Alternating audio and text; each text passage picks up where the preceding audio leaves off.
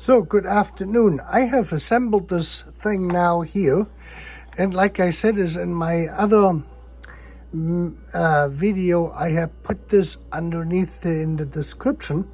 Is what I did wind up doing is I had to get a brake line, which is a 3/16 brake line, and I went to AutoZone and I got the long one here first, and that had two of these on each end, which are already bubble flare for the correct size you need here.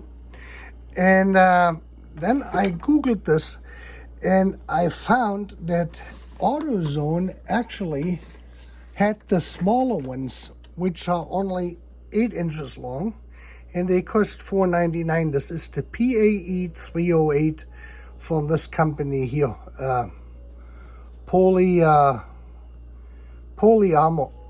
And the store here close by where I live had 3 of them in stock, so I got a total of 8 of those, and that allowed me not to use the flaring tool. And I got this one actually at AutoZone. The guy took me in the back because I said I needed a 3/16 brake line, and I didn't care about the flare because I was waiting for the flaring tool for the bubble flare. And then it turned out that the inverted flare fitting I had actually bought is the wrong one for this to begin with. It didn't go down far enough. That turned out as soon as I got the brake hose actually. So I got the one with the double bubble flare, bubble, B-U-B-B-L-E, bubble flare metric, M10 by 1 millimeter, 1.0 millimeter thread. And as you can see, that fits perfectly in here. Now, I want to say a couple of words in terms of danger in this. As we're running fuel through the system, this would be the hookup we're seeing here right now as it would be in your vehicle.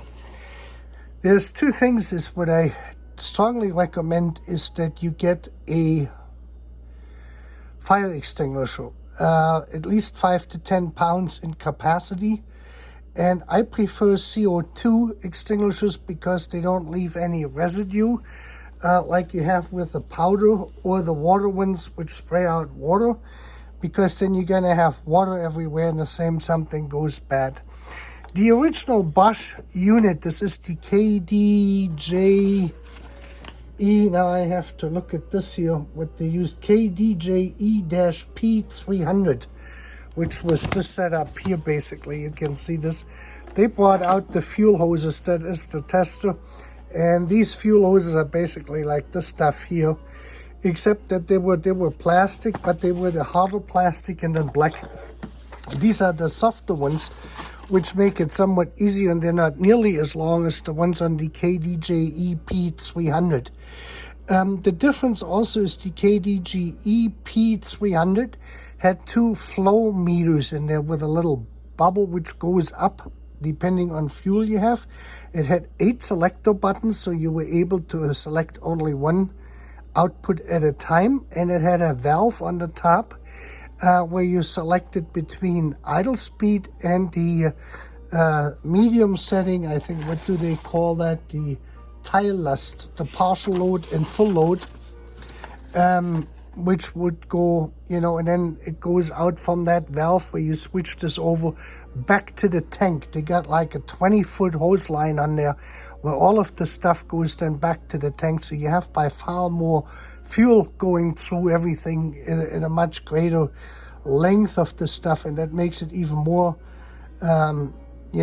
dangerous. Now here with this set, so this is the thing, is the other thing is with these, is to fire safety. Let's get that first of all finished up. These little things in here are basically loose in here, and the pressure which is going to build up in here is going to pressure out. I tried this with water to see when I put water through here with a syringe to see on how this would behave.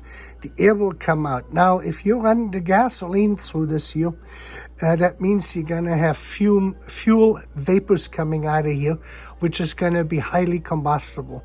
So this would lend itself to the fact that the You should do this only outside with the engine open, similar to the way they are showing this here in this picture. And you want to do this where the wind blows in from your hood. So if this was our hood open, you would have the air blowing through sideways. So this way the fumes are going to get pushed out. If you're doing this indoors, put a large fan next to it and have the air blowing from the side over your engine compartment over to the other side to disperse the fuel fumes. That is very, very important. Do these tests only on a cold engine. Do not smoke and do not have any open flames around or any other form of ignition. Fuel fumes are highly combustible, and so you have to be very, very cautious. I'm pretty sure that many of my viewers have done a lot more dangerous things than this here. So that's as far as it goes with the fire safety. Do not weld, do not have any heat source next to it, do not put a heat element next to your car, a heater, an open heater, a propane heater or any of this stuff. Nothing which generates heat and could start combusting these fumes which are going to exhaust out here. You want to have some air ventilation going through there.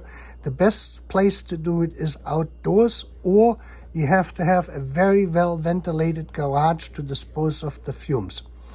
Now, the two tools I actually winded up using out of my flare kit, I just wanted to show you this. It's just this clamp. I found that easier to put these pipes into the 3/16 holder right here like this, and then I was able to cut them to the short length, and I will show you that that's about, I would say, 1.5 inches or so. I would say probably about 3 centimeters, and then I used the cutter and I cut them all to the same length with this here.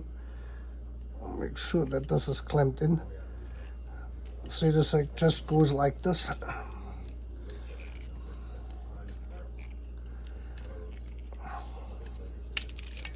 And you get a clean cut, just like that. So this is the only two tools I used, is the cutter, and that is the holder for this, so not for the line not to rotate with it, because you have to apply some pressure with this system here. So that is just to show you, this is the two tools you will need. You probably could do it with a die grinder, but then you're gonna have the issue that you're gonna have to deburr the end of it so you don't have any things. And here you can see on how nice of a cut the cutter actually did. So now this setup what I have here is what you would do in the car, and that was similar to the KDJE Jetronic or the KDJE-P 300 setup. And the volumes are basically the same for all vehicles. 6 milliliters at idle, 30 milliliters at partial load, and 100 at full load.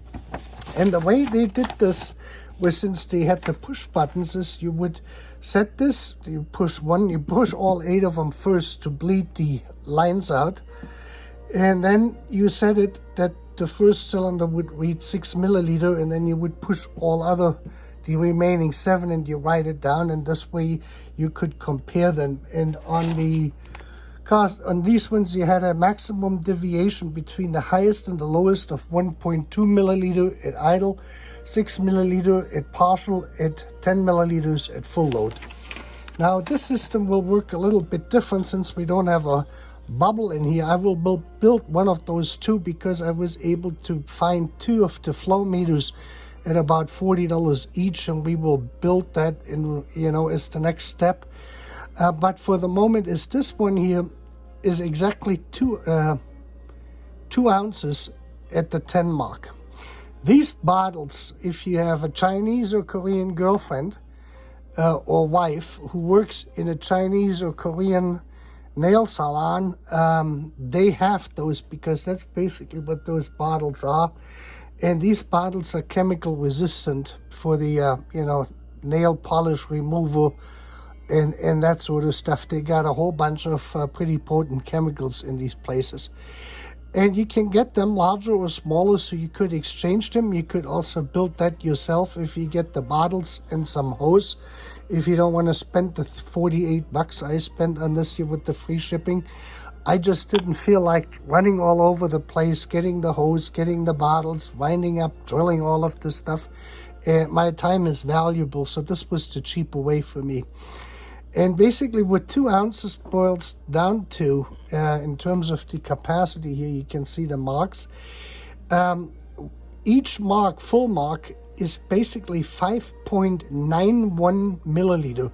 So you're short 0.09 milliliters per mark. So you can basically ignore this and say, in 1 minute, it's going to go to the 1 mark. In 2 minutes, you're going to be at 2, 3, 4, 5, 6, 7, 8, 9, 10 at the idle speed load. And the way this is adjusted, the tool they had for this, you can make that very easily yourself too. It is basically only a clamp, and I have the tool here. You can see this here in this picture. This is basically only a metal piece. I would say probably 2 inches or so, 1.5 inches long, probably 3/4 of an inch wide and 3/4 of an inch thick. It has a cutout which fits over this bar, so just a little bit thicker, the wider than this bar here is on top. And then you have 1 screw going in here, and the other screw is basically going just down to the plate to the right of it, so that they're pushing it down here. And they're not measuring anything. What they're looking at is that you're setting this to a flow rate of 6 milliliters per minute. So when you have this dialed in, then you wait and see how that actually flows. And in this system, you can see all 8 of them at one time, and you know exactly now how far off they are. And the maximum you can be off is 1.2 milliliter. So I would run this for 5 minutes. That would be almost an 1 mark in difference, you know, or 3/4 of between the highest and the lowest. So after 5 minutes, you would have the lowest one, say like here at 5, and the highest one at 6. And then, you know, if it goes over that, if it is more of a deviation, then you have to rebuild it. Then you have to rebuild the distributor. This is the only test they performed with this. The only question to be answered was, does the fuel distributor need to be replaced, or is it still acceptable? Is the problem somewhere else? This was not meant for any type of adjustment. However, if you have a very steady hand, then you could take the fuel distributor out, and this is why I made these hookups so short, and do this whole thing sideways. Now you have to remember, you can put a fixture up on the side here. Let me just put this away here, since we're done with this. So you put this over here, and say like you put this here in a, you know, a little more supportive. Then you have to hook up your EHA valve. The EHA valve is not connected, but it is attached to it with the O-rings on the KE. And you have to put your fuel pressure regulator on here. And you basically have to hook up your 2 pumps and your filter. For the adjustments, you don't need to hook up your accumulator. That is more advisable. And then you want to hook up your meter, upper pressure, lower pressure, and then you can see that you have to correct fuel pressure, and then you can actually adjust this here pretty nicely. You have about 10 minutes at the idle speed to work with this, so that doesn't go very quickly. But you would have to basically unscrew these bottles to drain them of fuel, and you would have to have, then when you disconnect this, you're gonna have fuel coming out of these clear hoses. There's really not much to it, so they just screw in like this here. And like I said, is you can get them at the beauty supply store. That's what these measuring cups are, and you could get probably better ones which are already calibrated in milliliters. But then you can basically adjust it. You take these cover screws out and you go through it, and you see that you get the same fuel flow. And if you displace this here by 1 millimeter, just 1 millimeter in, exactly 1 millimeter, that should give you a flow rate of 6 milliliters per minute. And then when you go for 30 milliliters and 100 milliliters, 30 milliliters would be 5 and 10. So 30 milliliters is 5 in 1 minute and 10 in 2 minutes. And 100 milliliters is basically, let me see that I say that correctly. Yeah, 100 would be, if that's 60, no, you can't do 100 with those. So the best you could do is basically these two settings. The 30 milliliter and 100 milliliter, you could do a fraction of it and say 100 milliliter and say like I do it for 10 seconds, then you should see 10 milliliters, which would be about 1.5, a little bit less. If you do it for 20 seconds, you're going to be at 3. So then you go full, and you can see if the full load has an equal fuel output and your 30 milliliter. They're not measured. They're basically only done by percentage, and the only measured distance you have is 1 millimeter for the idle speed. On the other systems, on the Jetronic and KE Jetronic, you would have to hook up your frequency valve, and you would have to hook up your warm-up regulator into the system to actually do the calibration. But on those ones, you can reach the adjustment screw from the top, and you could do it in the car. It's going to be better than probably what is out there for most of the time. This system will have the advantage that it is fairly low cost. So if you buy 4 of those brake lines with the correct fittings already on there and the flares already installed, the bubble flares, you're looking at $4.99 for one of them. So that's $20. And this thing here, so for $68, this is basically what you get, is the system, which is basically ready to use. You could, and I probably will, add one of these little compression clamps on here, not the screwable ones, but the ones you put on with the plier. But you can see this, I had to heat up the hose, and the hose is pretty well connected, and it took a little bit of warming up to get this actually over, and it has a pretty snug fit. Let me see if I can show you that. The other thing is I found the actual flow meters. That was the egg thing, which fell over. Let me just show you this.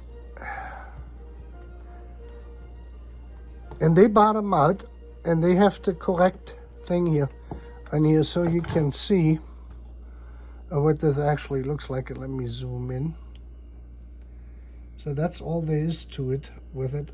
And you have this on here.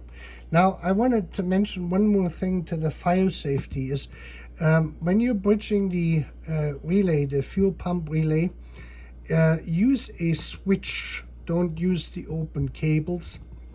This way you have no sparking. And the other thing is, remember, when you release the fuel pump, when you stop the fuel pump, the accumulator is in the system, which means you're going to have extra fuel coming out there for several seconds until the system has completely bled off. And if you have a fire, you have to take that into consideration, that there's going to be more fuel coming out of here if you cannot reach the shut-off on it.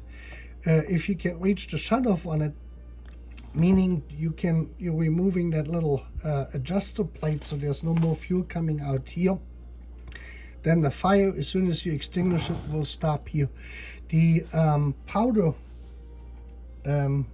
extinguishers are not as recommended for this because they stick to the aluminum, and that is very, very difficult to clean off. And of course, water is difficult to clean off, because it may go into open cavities of what you got, and it's going to have gasoline swimming on top of it, and it's going to go underneath the intake manifold and all of that stuff. So that's why the CO2 fire extinguishers are better, but I took training classes in that, I think 3 altogether over the years.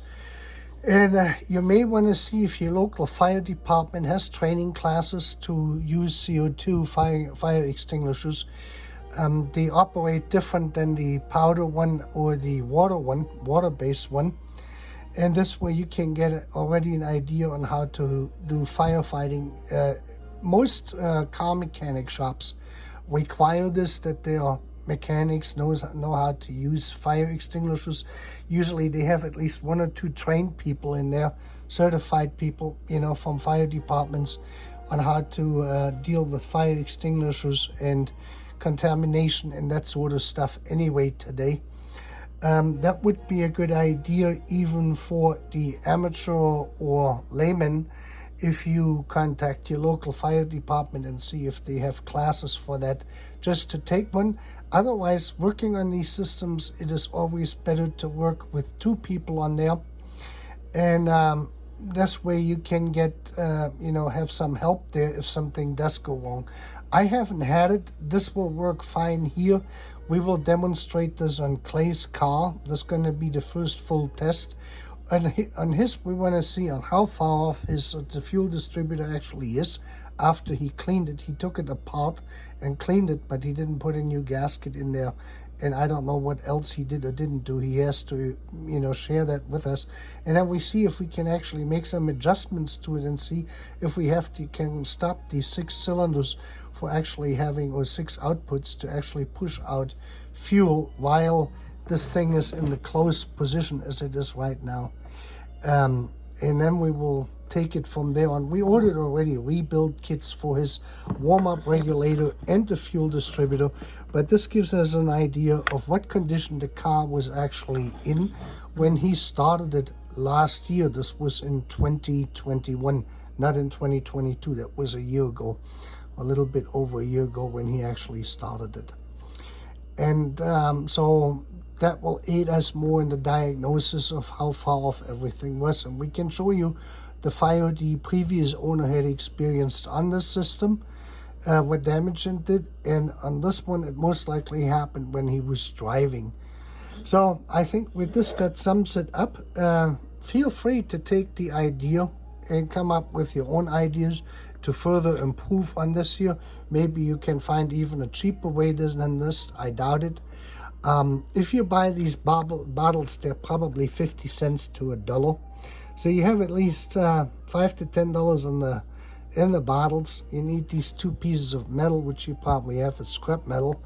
You know, and you have to take your time into consideration to drill them. And they basically don't do much. And you still have to get the flares and the flare nuts, basically, and the tools if you don't have them. So if you don't have the tools, all you need to do is just get a pipe cutter, basically, and see that you can clamp this and the clamp function for that. So, and with that, it concludes the part 2 of this video. Part 3 will be showing this here in action on Clay's car. You have a great week. Thank you.